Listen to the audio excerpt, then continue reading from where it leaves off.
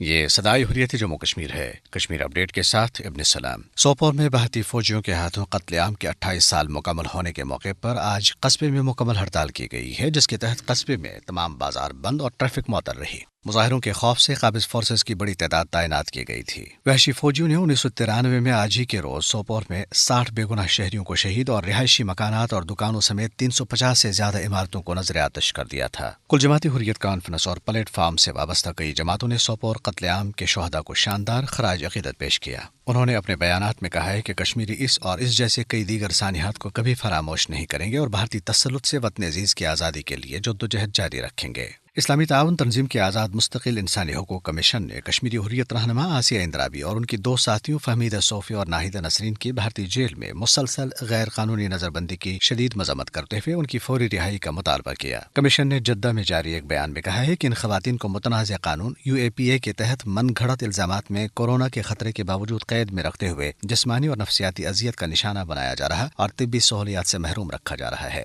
مودی سرکار نے مطلوبہ آزمائشی مراحل سے گزارے بغیر ہی مقامی طور پر تیار کردہ کورونا ویکسین کی منظوری دے کر کروڑوں لوگوں کی زندگیاں داؤ پر لگا دی ہیں۔ طبی ماہرین اور سیاسی مبصرین حیرت کا اظہار کرتے ہوئے کہتے ہیں کہ اس اقدام سے پھر ثابت ہوا ہے کہ مودی حکومت سیاسی فوائد کے حصول اور بھارت کی جھوٹی برتری قائم کرانے کے لیے کسی بھی حد تک جا سکتی ہے۔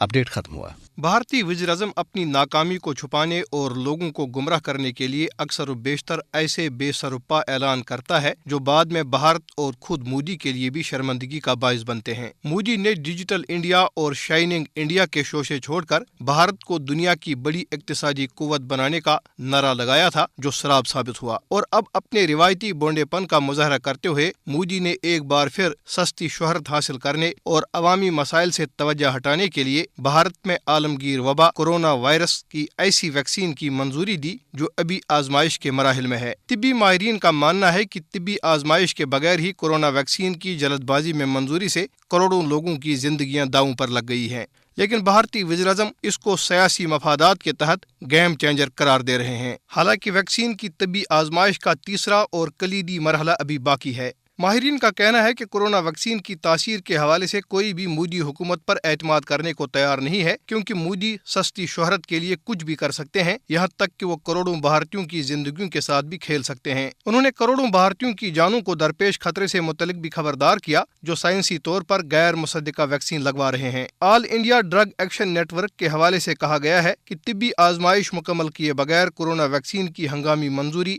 سائنسی اعتبار سے غیر منطقی ہے، کیونکہ نہ تو تیسرے مرحلے کی آزمائشوں کا کوئی ڈیٹا موجود ہے اور نہ ہی ویکسین کے مؤثر ہونے کے کوئی ثبوت موجود ہیں۔